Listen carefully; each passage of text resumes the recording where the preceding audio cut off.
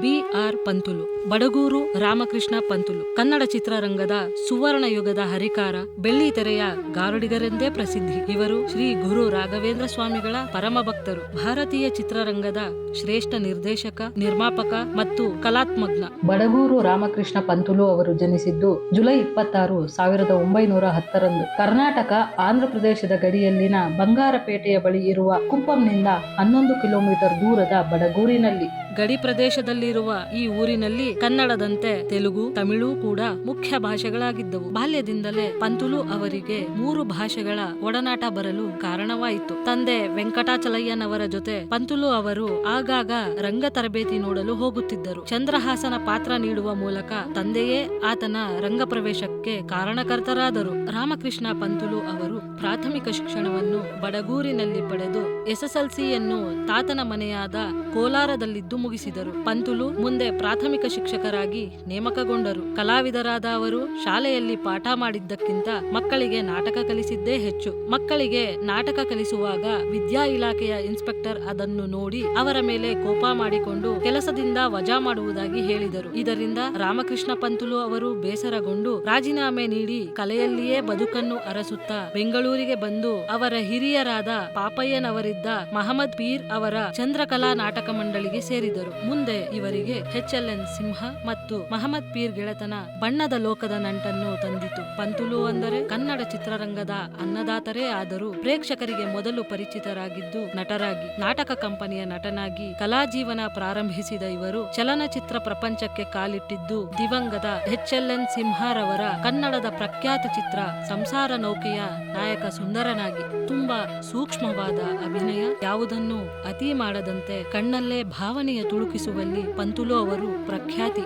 ಚಿತ್ರರಂಗಕ್ಕೆ ಅಭಿನಯದ ಮೂಲಕ ಪ್ರವೇಶಿಸಿದ್ದರೂ ಕೂಡ ಅವರಿಗಿದ್ದ ಆಸಕ್ತಿ ನಿರ್ದೇಶನ ಮತ್ತು ನಿರ್ಮಾಣ. ಹಾಗಾಗಿ ಅವರು ಚಿತ್ರರಂಗಕ್ಕೆ ಬಂದ ಕೆಲವೇ ವರ್ಷಗಳಲ್ಲಿ ಪದ್ಮಿನಿ ಪಿಕ್ಚರ್ಸ್ ಲಾಂಛನದ ನಿರ್ಮಾಣದ ಸಂಸ್ಥೆಯನ್ನು ಹುಟ್ಟು ಹಾಕಿದರು. ಇವರು ಉದ್ಯಮಕ್ಕೆ ಕಾಲಿಟ್ಟಾಗ ಕನ್ನಡ ಚಿತ್ರರಂಗವಿನ್ನೂ ಕುಂಟುತ್ತಿತ್ತು. ಮದ್ರಾಸಿನಿಂದ ತಯಾರಾಗುತ್ತಿದ್ದ ಕನ್ನಡ ಚಿತ್ರಗಳಲ್ಲಿ ಕನ್ನಡತನವನ್ನು ಹುಡುಕಬೇಕಾಗಿತ್ತು. ಇದನ್ನು ಮನಗಂಡ ಪಂತುಲು ಅವರು ತಮಿಳಿನವರ ಜೊತೆ ಸೇರಿ 1955ರಲ್ಲಿ ಮೊಟ್ಟ ಮೊದಲಿಗೆ ನೀಲಕಂಠನ್ ಸಹಯೋಗದೊಂದಿಗೆ ಪದ್ಮಿನಿ ಪಿಕ್ಚರ್ಸ್ ಸಂಸ್ಥೆಯ ಮೂಲಕ ಮೊದಲ ತೇದಿ ಚಿತ್ರವನ್ನು ನಿರ್ಮಿಸಿದರು.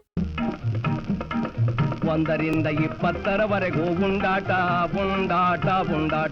ಮೊದಲ ಬಾರಿಗೆ ಕನ್ನಡ ಚಿತ್ರವೊಂದರಲ್ಲಿ ತಮಿಳಿನ ಖ್ಯಾತ ನಟ ಶಿವಾಜಿ ಗಣೇಶನ್ ಅವರು ಚಿಕ್ಕ ಪಾತ್ರವೊಂದರಲ್ಲಿ ಅಭಿನಯಿಸಿದ್ದು ಈ ಚಿತ್ರದ ವಿಶೇಷವಾಗಿತ್ತು. ಟಿ. ಸದಾಶಿವಯ್ಯನವರು ಈ ಚಿತ್ರದ ಮೂಲಕ ಸಾಹಿತಿಯಾಗಿ ಚಿತ್ರರಂಗ ಪ್ರವೇಶಿಸಿದರು. ಕನ್ನಡಕ್ಕೆ ಮಧುರ ಗೀತೆಗಳನ್ನು ನೀಡಿದ TG ಲಿಂಗಪ್ಪರವರು ಸಂಗೀತ ನೀಡಿದ ಮೊದಲ ಚಿತ್ರವೂ ಹೌದು. ವಿಶೇಷವೆಂದರೆ ಈ ಚಿತ್ರದ ಮೂಲಕ ಚಿ. ಉದಯಶಂಕರ್ ಅವರು ಸಣ್ಣ ಪಾತ್ರವೊಂದನ್ನು ನಿರ್ವಹಿಸಿದ್ದೂ ಅಲ್ಲದೆ ಸಹಾಯಕ ನಿರ್ದೇಶಕರಾಗುವ ಮೂಲಕ ಕನ್ನಡ ಚಿತ್ರರಂಗ ಪ್ರವೇಶಿಸಿದರು. ಡಾಕ್ಟರ್ ವಿಷ್ಣುವರ್ಧನ್ ಅವರ ಸಹೋದರ ರವಿ ಈ ಚಿತ್ರದಲ್ಲಿ ಬಾಲ ನಟರಾಗಿ ಅಭಿನಯಿಸಿದ್ದರು.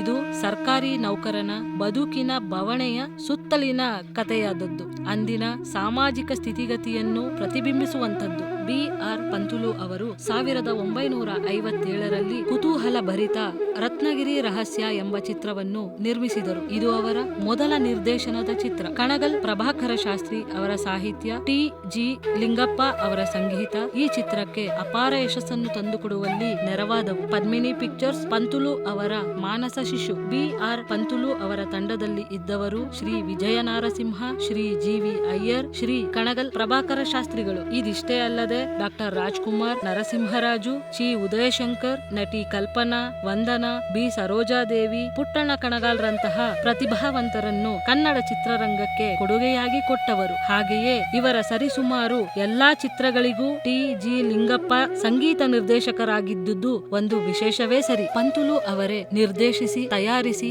ಉಪಾಧ್ಯಾಯನಾಗಿ ನಟಿಸಿದ್ದ ಸ್ಕೂಲ್ ಮಾಸ್ಟರ್ ಚಿತ್ರವನ್ನು ಯಾವ ಕನ್ನಡಿಗ ತಾನೇ ಮರೆಯಲು ಸಾಧ್ಯ? ಅವರ ನಿರ್ಮಾಣ ಮತ್ತು ನಿರ್ದೇಶನದ ಸಾರ್ವಕಾಲಿಕ ಚಿತ್ರ ಸ್ಕೂಲ್ ಮಾಸ್ಟರ್. ಈ ಚಿತ್ರ ಹುಟ್ಟು ಹಾಕಿದ ಸಾಮಾಜಿಕ ಚಳುವಳಿ, ನೈತಿಕತೆ, ಸಾಮಾಜಿಕ ಬದ್ಧತೆಗಳನ್ನೆಲ್ಲ ಚಿತ್ರರಂಗ ಮರೆಯುವುದು ಅಸಾಧ್ಯ. ಕನ್ನಡ ಚಿತ್ರರಂಗದಲ್ಲೇ ಮೊದಲ ಬಾರಿಗೆ ರಜತೋತ್ಸವ ಆಚರಿಸಿದ ಸಾಮಾಜಿಕ ಚಿತ್ರವೆಂದು ಖ್ಯಾತಿ ಪಡೆದ ಸ್ಕೂಲ್ ಮಾಸ್ಟರ್ ಚಿತ್ರವನ್ನು 1958ರಲ್ಲಿ ನಿರ್ಮಿಸಿದರು. ಸ್ವಾಮಿ ದೇವನೇ ಎಂಬ ಒಂದು ಹಾಡು ಸಾಕು ಪಂತುಲೂರವರು ಕನ್ನಡ ಚಿತ್ರರಂಗದ ಇತಿಹಾಸದಲ್ಲಿ ಪ್ರಾತಃ ಸ್ಮರಣೀಯರಾಗಲು. ಈ ಹಾಡು ನಮ್ಮ ನಿಮ್ಮೆಲ್ಲರ ಪ್ರೈಮರಿ ಶಾಲೆಯ ಮಗ್ಗಿ ಪುಸ್ತಕದ ಮೊದಲ ಪುಟದ ಪ್ರಾರ್ಥನಾ ಗೀತೆಯಾಗಿ ಸೇರಿಕೊಂಡು ಸಿನಿಮಾ ಹಾಡೆಂಬ ಪ್ರತ್ಯೇಕತೆ ಇಲ್ಲದೆ ನಮ್ಮಲ್ಲಿ ಉತ್ಸಾಹ ತರುವ ಪ್ರಾರ್ಥನೆಯೇ ಆಗಿ ಹೋಗಿತ್ತು.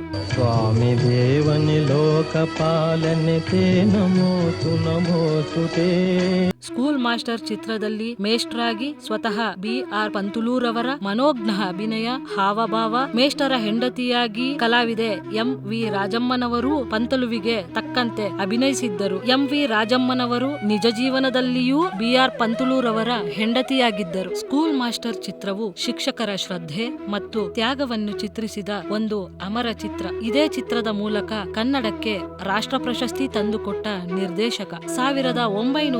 1960ರಲ್ಲಿ ಮಕ್ಕಳ ಚಿತ್ರ ಕೂಡ ನಿರ್ದೇಶಿಸಿ ನಿರ್ಮಿಸಿದ್ದರು. ಶಿವಾಜಿ ಗಣೇಶನ್ ಅವರನ್ನು ಕನ್ನಡಕ್ಕೆ ಕರೆತಂದರು. ಅತ್ಯುತ್ತಮ ಪಾತ್ರಗಳನ್ನು ಕೊಟ್ಟರು. ಸಾವಿರಾರು ಮಕ್ಕಳನ್ನು ತೆರೆಯ ಮೇಲೆ ತಂದರು. ಆ ಚಿತ್ರವೇ ಮಕ್ಕಳ ರಾಜ್ಯ. 1961ರಲ್ಲಿ ಕಿತ್ತೂರು ಚೆನ್ನಮ್ಮ ಎಂಬ ಮಹಿಳಾ ಶೌರ್ಯವನ್ನು ಬಿಂಬಿಸುವ ಚಿತ್ರವನ್ನು ನಿರ್ಮಿಸಿ ನಿರ್ದೇಶಿಸಿದರು. ಪಂತುಲು ಅವರು ತಮ್ಮ ಸಹಾಯಕ ಪುಟ್ಟಣ್ಣ ಕಣಗಾಲ್ ಅವರ ಶಿಫಾರಸ್ಸಿನ ಮೇರೆಗೆ ಅನಕ್ರು ಅವರ ಕಿತ್ತೂರು ಚೆನ್ನಮ್ಮ ನಾಟಕವನ್ನು ಚಿತ್ರದ ಕಥಾವಸ್ತುವಿಗೆ ಅಳವಡಿಸಿಕೊಂಡರು. 9ನೇ ರಾಷ್ಟ್ರೀಯ ಚಲನಚಿತ್ರ ಪ್ರಶಸ್ತಿಗಳಲ್ಲಿ ಈ ಚಿತ್ರವು ಕನ್ನಡದ ಅತ್ಯುತ್ತಮ ಚಲನಚಿತ್ರ ಪ್ರಶಸ್ತಿಯನ್ನು ಪಡೆಯಿತು. ಕಿತ್ತೂರು ಚೆನ್ನಮ್ಮ ಚಿತ್ರವು ಇವರ ದೇಶ ಪ್ರೇಮಕ್ಕೆ ಮತ್ತೊಂದು ಸಾಕ್ಷಿಯಾದ ಚಿತ್ರ. ಏನು ಕಪ್ಪ? ನಾವು ನಿಮಗೆ ಕಪ್ಪ ಕೊಡಬೇಕೆ? ಕಬ್ಬು ತಿನ್ನುವುದಕ್ಕೆ ಬಿಟ್ಟ ತಪ್ಪಿಗೆ ಕೂಲಿಯನ್ನು ಬೇರೆ ಕೊಡಬೇಕೆ? ಈ ಚಿತ್ರಕ್ಕೆ ಆಫ್ರೋ ಏಷಿಯನ್ ಫಿಲ್ಮ್ ಫೆಸ್ಟಿವಲ್ನಲ್ಲಿ ಪ್ರಶಸ್ತಿ ಕೂಡ ದೊರೆಯಿತು. B.R. ಪಂತುಲು ಅವರ ಚಿತ್ರಗಳು ಕೇವಲ ಮನರಂಜನೆ ಮಾತ್ರವಲ್ಲ, ಸಾಮಾಜಿಕ ಸಂದೇಶ, ಇತಿಹಾಸದ ಪ್ರಾಮುಖ್ಯತೆ ಹಾಗೂ ಶಿಕ್ಷಣ, ನೈತಿಕತೆ ಎಂಬ ಮೌಲ್ಯಗಳು ಸ್ಪಷ್ಟವಾಗಿ ಕಾಣುತ್ತವೆ. 1962ರಲ್ಲಿ ಗಾಳಿಗೋಪುರ ಚಿತ್ರ ನಿರ್ದೇಶಿಸಿ ನಿರ್ಮಿಸಿದ್ದರು. ಈ ಚಿತ್ರದಲ್ಲಿ ಡಾ. ರಾಜ್ಕುಮಾರ್, ಲೀಲಾವತಿ, R. ನಾಗೇಂದ್ರ ರಾವ್ ಮತ್ತು ವಿಶೇಷ ಪಾತ್ರದಲ್ಲಿ ಉದಯ್ ಕುಮಾರ್ ನಟಿಸಿದ್ದರು. T.G. ಲಿಂಗಪ್ಪ ಅವರ ಸಂಗೀತವಿತ್ತು. ಪುರಂದರದಾಸರ ಸಂಯೋಜನೆಯ ಈ ಚಿತ್ರದ ಜನಪ್ರಿಯ ಹಾಡೆಂದರೆ ಘಂಟಸಾಲ ಹಾಡಿರುವ ಯಾರಿಗೆ ಯಾರುಂಟು ಎರವಿನ ಸಂಸಾರ. ಯಾರಿಗೆ ಯಾರುಂಟು ಎರವಿನ ಸಂಸಾರ, ನೀರ ಮೇಲಣಗುಳ್ಳೆ ನಿಜವಲ್ಲ ಹರಿ, ಯಾರಿಗೆ ಯಾರುಂಟು. ಈ ಚಿತ್ರವು ತೆಲುಗಿನಲ್ಲಿ ಗಾಳಿಮೆಡಲು ಎಂದು ಏಕಕಾಲಕ್ಕೆ ನಿರ್ಮಿಸಿದರು. 1963ರಲ್ಲಿ ಸಾಕುಮಗಳು ಚಿತ್ರ ನಿರ್ದೇಶಿಸಿ ನಿರ್ಮಿಸಿದ್ದರು. ಸಹ ಕಲಾವಿದರಾದ ನರಸಿಂಹರಾಜು ಮತ್ತು ಅವರ ಸಹಾಯಕ ಪುಟ್ಟಣ್ಣ ಕಣಗಾಲ್ ಅವರ ಶಿಫಾರಸ್ಸಿನ ಮೇರೆಗೆ ಕಲ್ಪನಾ ಅವರನ್ನು ಆಯ್ಕೆ ಮಾಡಿದರು. ಈ ಚಿತ್ರದ ಮುಖಾಂತರ ನಟಿ ಕಲ್ಪನಾ ಚಿತ್ರರಂಗಕ್ಕೆ ಪಾದಾರ್ಪಣೆ ಮಾಡಿದರು. ತೆಲುಗಿನಲ್ಲಿ NTR, ದೇವಿಕಾ ಮತ್ತು ಸಾವ್ಕಾರ್ ಜಾನಕಿ ನಟಿಸಿದ ಪೆಂಪುಡು ಕೂತುರು ಎಂಬ ಹೆಸರಿನಲ್ಲಿ ಏಕಕಾಲದಲ್ಲಿ ಚಲನಚಿತ್ರವನ್ನು ನಿರ್ಮಿಸಿದರು. 1964ರಲ್ಲಿ ಚಿನ್ನದ ಗೊಂಬೆ ಚಿತ್ರದ ಮೂಲಕ ಜಯಲಲಿತಾ ಅವರನ್ನು ಚಿತ್ರರಂಗಕ್ಕೆ ಪರಿಚಯಿಸಿದರು. ಇದೇ ಚಿತ್ರ ಕಲ್ಪನಾ ಅವರ ಚಿತ್ರ ಜೀವನಕ್ಕೂ ಹೊಸ ತಿರುವು ನೀಡಿತು. ಅನಂತರ ಅವರ ಪದ್ಮಿನಿ ಪಿಕ್ಚರ್ಸ್ ನಲ್ಲಿ ದುಡ್ಡೇ ದೊಡ್ಡಪ್ಪ, ಎಮ್ಮೆ ತಮ್ಮಣ್ಣ, ಗಂಗೆ ಗೌರಿ, ಬೀದಿ ಬಸವಣ್ಣ, ಚಿನ್ನಾರಿ ಪುಟ್ಟಣ್ಣ, ಅಮ್ಮ, ಮಾಲತಿ ಮಾಧವ, ಅಳಿಯ ಗೆಳೆಯ, ಒಂದು ಹೆಣ್ಣಿನ ಕತೆ ಮುಂತಾದ ಅಮೋಘ ಚಿತ್ರಗಳು ನಿರ್ಮಾಣವಾದವು. 1969ರಲ್ಲಿ ಗಂಡೊಂದು ಹೆಣ್ಣಾರು ಎಂಬ ಮೊಟ್ಟ ಮೊದಲ ಸೈನ್ಸ್ ಫಿಕ್ಷನ್ ಸಿನಿಮಾ ನಿರ್ಮಿಸಿ ನಿರ್ದೇಶಿಸಿದರು. B.R. ಪಂತುಲು ಅವರು ಕನ್ನಡವನ್ನು ಅತಿಯಾಗಿ ಪ್ರೀತಿಸಿದರು. 4 ಭಾಷೆಗಳಲ್ಲಿ ಚಿತ್ರ ನಿರ್ಮಿಸಿ ನಿರ್ದೇಶಿಸಿದರು. ಎಲ್ಲಾ ಭಾಷೆಯ ಕಲಾವಿದರು ಪಂತುಲು ಚಿತ್ರದಲ್ಲಿ ಅಭಿನಯಿಸಲು ಅವರ ಜೊತೆ ಕೆಲಸ ಮಾಡಲು ಹಾತೊರೆಯುತ್ತಿದ್ದರು. ಪಂತುಲು ಅವರಿಗೆ ಒಂದು ಮಹದಾಸೆ. ಡಾ. ರಾಜ್ಕುಮಾರ್ ಅವರನ್ನು ಇಟ್ಟುಕೊಂಡು ಒಂದು ಐತಿಹಾಸಿಕ ಚಿತ್ರ ನಿರ್ಮಿಸುವ ಬಯಕೆ. ಹಾಗಾಗಿ ರಾಜ್ಕುಮಾರ್ ಅವರ ಬಳಿ ಶ್ರೀಕೃಷ್ಣ ದೇವರಾಯ ಚಿತ್ರದ ಬಗ್ಗೆ ಚರ್ಚೆ ಮಾಡಿದಾಗ ಡಾ. ರಾಜ್ಕುಮಾರ್ ಅವರು ಪಂತುಲು ಅವರಲ್ಲಿ ಹೇಳಿದ್ದು, ಕನ್ನಡದಲ್ಲೂ ಕೂಡ ವರ್ಣಚಿತ್ರ ಏಕೆ ತಯಾರಿಸಬಾರದು? ಆಗ ಪಂತುಲು ಅವರು ಶ್ರೀಕೃಷ್ಣ ದೇವರಾಯ ಚಿತ್ರವನ್ನು ವರ್ಣಚಿತ್ರವನ್ನಾಗಿಸಿ ಡಾ. ರಾಜ್ಕುಮಾರ್ ಅವರು ಅಭಿನಯಿಸಿದ ಮೊಟ್ಟ ಮೊದಲ ವರ್ಣಚಿತ್ರ ಎಂಬ ಖ್ಯಾತಿಯನ್ನು ಶ್ರೀಕೃಷ್ಣ ದೇವರಾಯ ಪಡೆದುಕೊಂಡಿತು.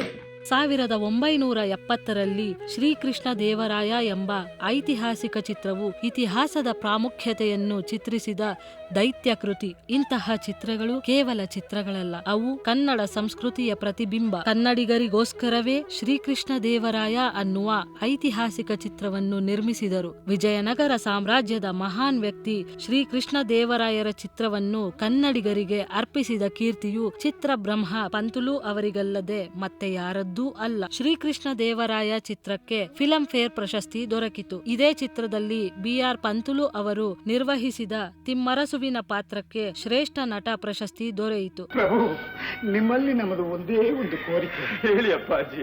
ಇದ್ದ ಇಬ್ಬರು ಮಕ್ಕಳು ಮರಣದಂಡನೆಗೀಡಾದರು. ಶ್ರೀಕೃಷ್ಣ ದೇವರಾಯ ಚಿತ್ರದ ಅತ್ಯುತ್ತಮ ಪೋಷಕ ನಟ ಪ್ರಶಸ್ತಿಯನ್ನು ಬಿ.ಆರ್. ಪಂತುಲು ಅವರು ನಿರಾಕರಿಸಿದ್ದರು. ಅದು ಆ ಸಿನಿಮಾದ ಅತ್ಯುತ್ತಮ ಅಭಿನಯಕ್ಕಾಗಿ ಡಾಕ್ಟರ್ ರಾಜ್ಕುಮಾರ್ ಅವರಿಗೇ ಸಲ್ಲಬೇಕು ಎಂದು ಅವರ ವಾದವಾಗಿತ್ತು.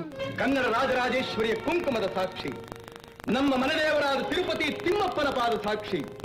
ಇಂದಿನಿಂದಲೇ ಮತ್ತೆ ಹಿಂದೂ ಧರ್ಮ ಸಾಮ್ರಾಜ್ಯದ ಹೃದಯವಾದ ವಿಜಯನಗರದಲ್ಲಿ 3 ರಾಯರ ಗಂಡ ಶ್ರೀಕೃಷ್ಣದೇವರಾಯರ ಸಾಹಸದ ಚರಿತ್ರೆ ಪ್ರಾರಂಭವಾಗಲಿ. ಆಗ ಕರ್ನಾಟಕ ಸರ್ಕಾರ ರಾಜ್ಯ ಪ್ರಶಸ್ತಿಯನ್ನು ಉತ್ತಮ ನಟ ಮತ್ತು ಉತ್ತಮ ಪೋಷಕ ನಟ ಎಂಬ 2 ವಿಭಾಗಗಳಲ್ಲಿ ನೀಡಿತು. ರಾಜ್ಕುಮಾರ್ಗಾಗಿಯೇ ಗಾಳಿಗೋಪುರ, ಸಾಕು ಮಗಳು, ಎಮ್ಮೆ ತಮ್ಮಣ್ಣ, ಬೀದಿ ಬಸವಣ್ಣ, ಅಮ್ಮ, ಗಂಡೊಂದು ಹೆಣ್ಣಾರು ಚಿತ್ರಗಳನ್ನು ಮಾಡಿದ ಪಂತುಲು ನರಸಿಂಹರಾಜು ಅವರಿಗಾಗಿಯೇ ಪ್ರತ್ಯೇಕ ಪಾತ್ರ ಸೃಷ್ಟಿಸಿ ಹಾಸ್ಯದ ಹೊಸ ಟ್ರ್ಯಾಕ್ ಒಂದನ್ನು ಅನಿವಾರ್ಯವಾಗಿ ಚಿತ್ರದಲ್ಲಿರುವಂತೆ ನೋಡಿಕೊಂಡರು. ಪೌರಾಣಿಕ, ಐತಿಹಾಸಿಕ, ಸಾಮಾಜಿಕ, ಸಾಂಸಾರಿಕ, ವೈಜ್ಞಾನಿಕ ಹೀಗೆ ಒಂದಕ್ಕಿಂತ ಒಂದು ಚಿತ್ರಗಳು ಭಿನ್ನವಾಗಿದ್ದವು. ಕಲಾವಿದರನ್ನು ಅತಿಯಾದ ಗೌರವದಿಂದ ಕಾಣುತ್ತಿದ್ದ ಪಂತುಲು ಅವರು ಕಷ್ಟ ಎಂದಾಗ ಸಹಾಯ ಮಾಡುತ್ತಿದ್ದ ಕಾರಣ ಬಿ.ಆರ್. ಪಂತುಲು ಸುಮಾರು 25 ವರ್ಷಗಳ ಕಾಲ 4 ಭಾಷೆಗಳಲ್ಲಿ 50ಕ್ಕೂ ಹೆಚ್ಚು ಚಿತ್ರಗಳನ್ನು ನಿರ್ಮಿಸಿ ಚಿತ್ರೋದ್ಯಮಕ್ಕಾಗಿ ತಮ್ಮನ್ನೇ ತಾವು ತೇದುಕೊಂಡ